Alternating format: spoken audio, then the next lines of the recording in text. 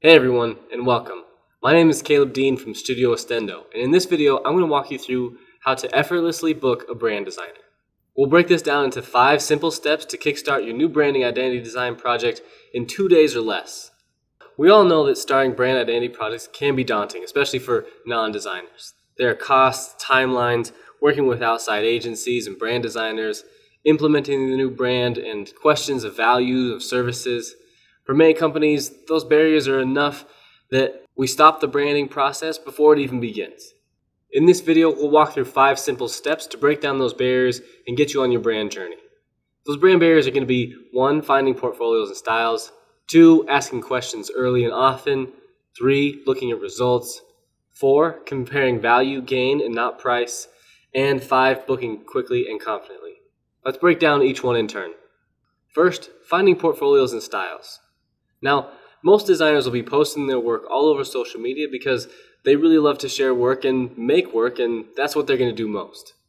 Now, good designers will be posting on the platforms that you're already looking at, right? If you're a particular kind of client and you use a particular medium, your designers should be posting in those mediums. So if you're a small business interested in making Etsy earrings and selling through Instagram, your designers are probably posting Instagram work. If you're a larger corporation and make more of your connections on LinkedIn, then your designers will be posting on LinkedIn and you should be able to find them there. The platform that your designer is using to post about and share their own work, share the results that they're getting, is generally going to be the place that they expect you to be. And for that reason, you can look at those platforms right away. If you're having trouble finding a designer there are places where designers go to look at design inspiration that you can also go to try and find design work, such as Behance or Dribbble, or sometimes Pinterest and other visual-based platforms. Now, some of these larger platforms can be overwhelming and it's hard to get a sensibility of what the designer is doing, so it's really useful to go to their website.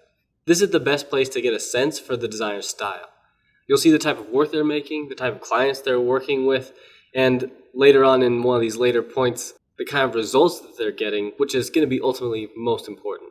If you're going into your design brand project and you already know what you sort of want the visual outcome to be, then it can be really easy to steer into that direction.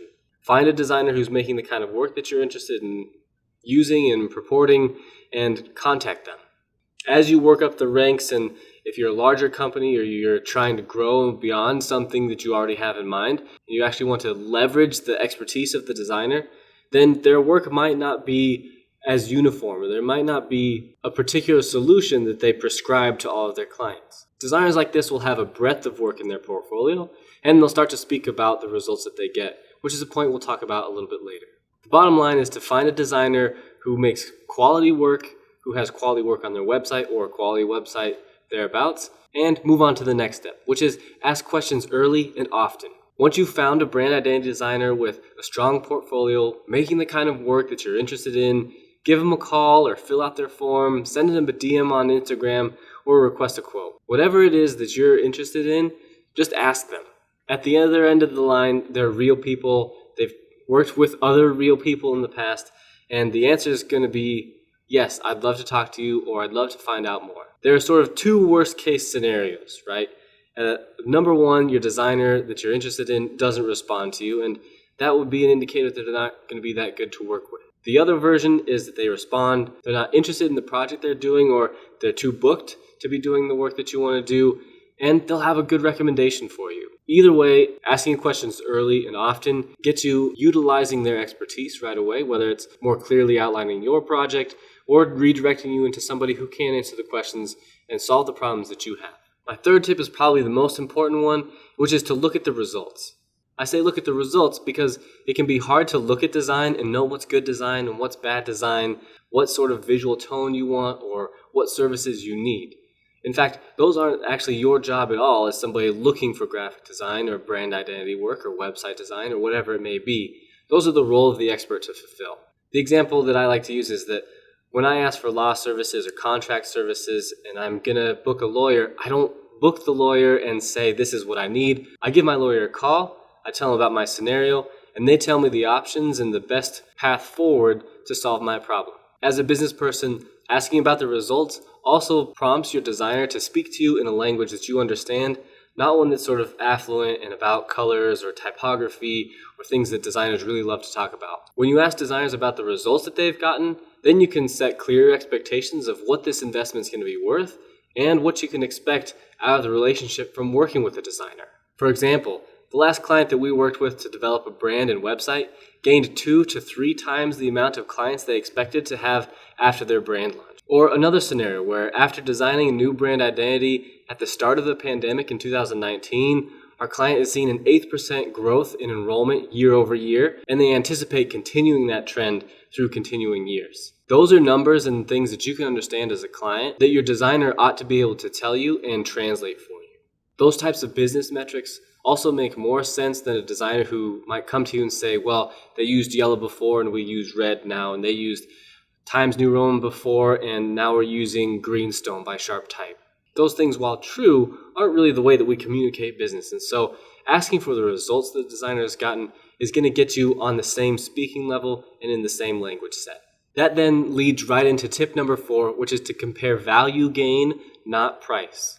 When trying to book a brand designer, I caution most business owners to be wary of places like Fiverr or 99 Designs where they prey on designers to drive the price as low as possible. While in some scenarios like an Etsy store or somebody who's just starting the business as a hobby, that's fine. In other scenarios, that's really a trap where you're going to book really poor design services.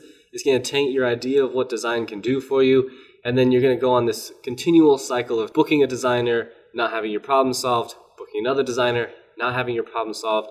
That's really a result of poor designers, not a result of what design is capable of. When thinking about value gain, think about what a good design program could do for you versus what a bad design program for you. If you're launching a new product or starting to speak to consumers instead of just businesses, what is the perception going to be, and how much do you stand to gain or lose based off of what the visuals might look like? Let's use a practical financial example to talk about how this is going to work. Think about private schools who serve kindergarten through 12th grade. On average, the tuition for a private school student is about $5,000. If a new brand identity costs only $5,000, then the school has to only enroll one more student than it would have booked otherwise just to break even and have a new brand identity. Now, if because of that new brand identity, that school books 2 more students than it otherwise would have, then you've doubled your money. And in business, I think that sounds pretty good. 3 times you triple your money, and so on and so forth, just rolling on to infinity. For a school like a past client, Central Wisconsin Christian, who went from 350 students in 2019 to 422 students just 3 years later, that's a 72 times investment on that $5,000 branding package, which is crazy. That means that even a $50,000 branding cost would have been well worth the value that they got out of that package. So when you're shopping around for brand identity designers or web designers or social media marketers, whatever it may be sure to ask for those results and then compare the value that you stand to gain versus the price. Once you've done those sorts of things, you've reached out to your designer, you've asked the questions, you've heard their stories and seen their results, you're weighing the value of their services, booking is going to be a breeze. With a clear understanding of the results you want to achieve and what the brand designer or branding agency is able to do, your contracts can get signed and you should get started right away.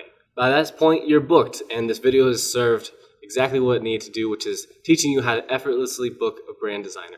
Be sure to share this video with somebody who's been thinking about a new brand design or launching a new business or working on a rebrand design project to give them the information they need to book a brand designer.